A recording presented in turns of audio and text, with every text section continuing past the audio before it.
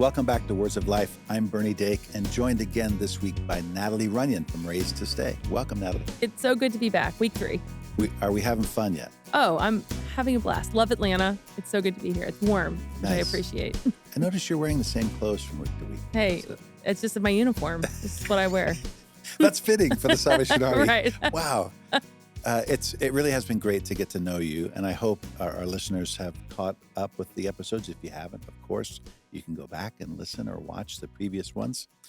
This week, we really want to talk about the opportunity you've had in ministry, and which plays into the whole Raised to Stay ethos and the story behind it.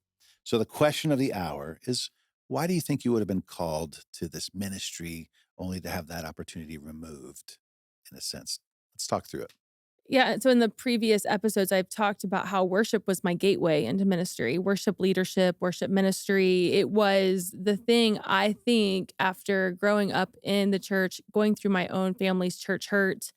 Worship was that thing the Lord used to kind of, Yeah. I don't want to say entice or lure me back in, but it's what brought me back into the presence of God and reminded me that I loved the church. I loved the people. And in 2017, my family made this huge move from Cincinnati to Colorado Springs for me to be part of New Life Worship. And if you know anything about the worship world, that's a pretty huge promotion. That's Yeah. an opportunity that at 37 years old, I thought, God, you finally see me. You finally validate my gifts. All those years leading worship in, nursing homes and for small groups and women's ministry and churches under 100, like I finally have arrived. Yeah. And I was so proud. I was so excited to go into this new season. My husband and my girls, like they went willingly, which is Yeah. rare, for families to be in unity on that. And we get out there and it wasn't what I thought. And that's okay. I think we need to be able to confess when things aren't as good as we thought they were going to Yeah. be. And that's part of church disappointment, Mm. which I think we need to acknowledge more of is when we're disappointed, maybe not hurt by the church, but we're Sure. disappointed by the church. And I spent 2 years in this new place. We didn't know anyone. We didn't come with any family that was waiting for us. It was literally us and just the battling of back and forth and feeling like the Lord had bait and switched us. Like he had dangled this carrot out there. And it was in that season that I was moved involuntarily from worship ministry to women's ministry. And I'll never forget them saying, we just see this gift that you have. You're a teacher, you're a speaker. We want to bring that out in you. And whether that's true or not, I didn't want that. I remember Yeah. them saying, do you want to be a women's pastor? And I was like, no, why? I don't even like women. Like, why would I do that? But it was one of those seasons where I thought, why would you ask me to do all of this and sacrifice so much only to take it away? Mm. And what I learned in that season was that my identity had been wrapped up in being a worship leader. And the Lord had to strip me of that identity to teach me that God's kids are not one-trick ponies, Mm. that he gives us many tools in our tool belt. And there are different seasons where we have to pull on those tools. And he needed me to be a teacher and a preacher and a writer for what he was preparing me for. And the only way he could do that was to take me out of the comfort of my Cincinnati bubble, where Yeah. I could have led worship for the rest of my life on a different corner of every church street, and take me to Colorado where I knew nobody, Yeah. and bring me to the end of myself so he could begin. Wow. There's a lot there. And let's go all the way back to the idea of church disappointment.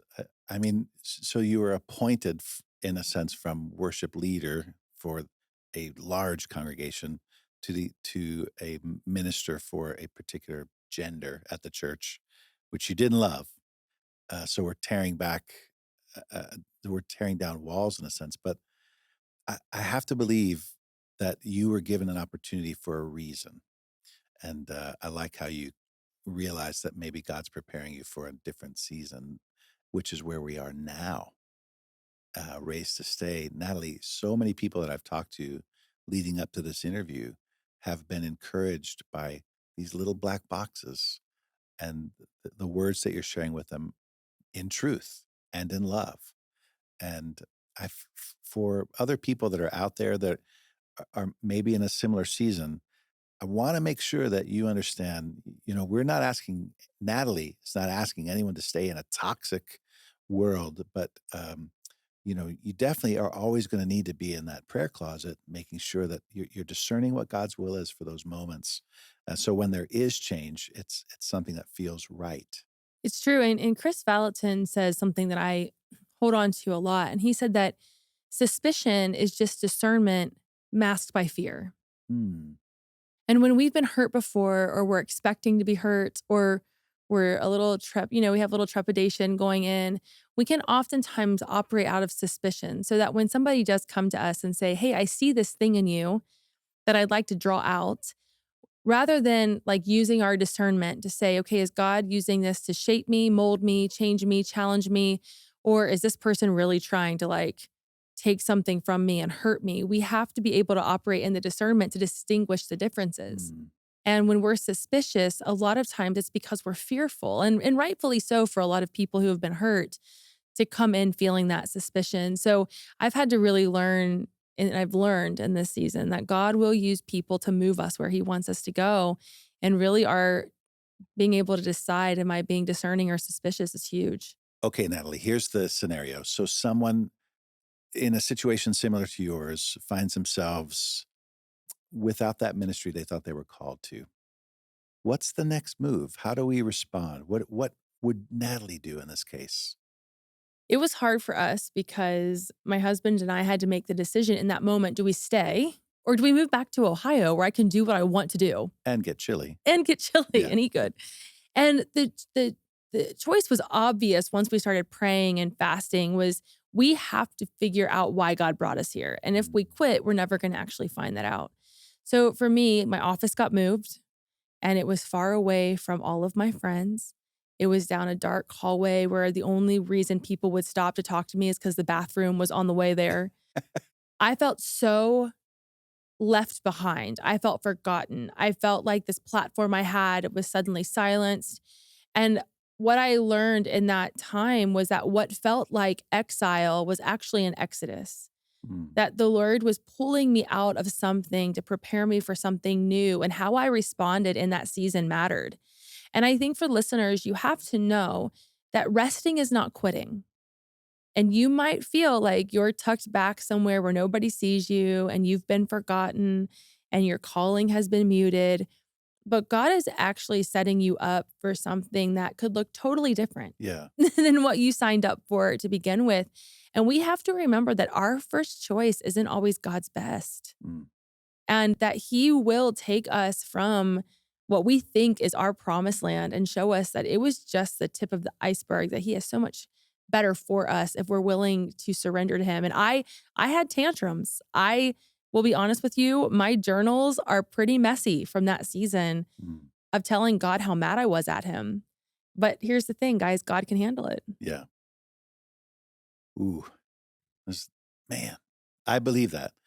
I believe the scripture's pretty open with us that God can do immeasurably more than we could ever ask or imagine. You had imagined that this was arrival, being given this platform with the opportunity to lead a much bigger congregation. But God had something better in store. And it was never for me about being famous or making the next big worship album. It was about being part of something. Mm. And I think a lot of us who have been hurt by the church, a lot of our hurt is coming from a deep agony of loss, not anger.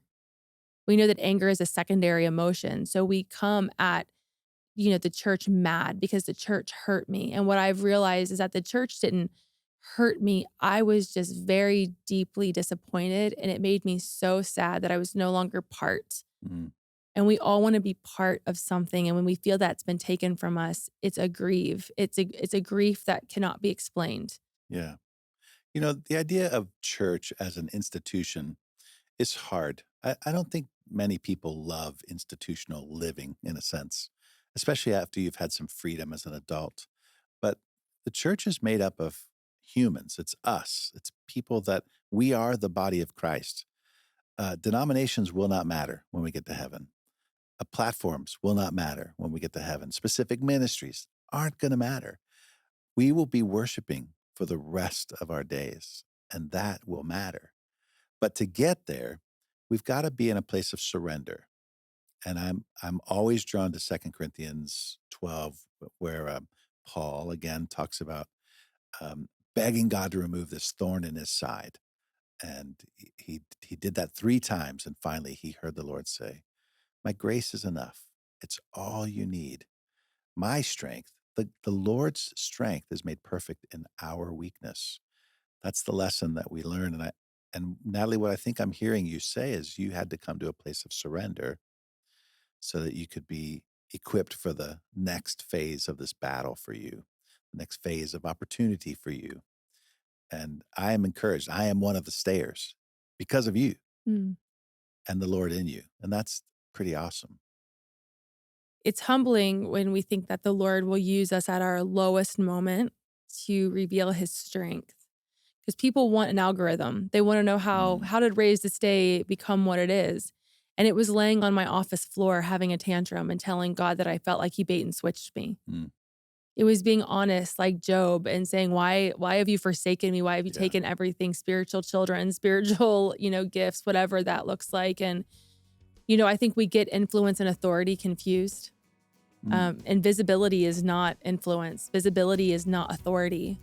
Sometimes the greatest impact we'll have on the kingdom is in those surrendered moments when we're on our knees and we're just asking God to remind us why he made us. mm, And that's where I have found the Lord has given me most authority in the kingdom, has been in those moments when I could have quit and I didn't. mm. Because Philippians 1:6, he who began a good work in us is faithful to complete it to Yeah, the very end, yeah, even in our weakest moments. yeah.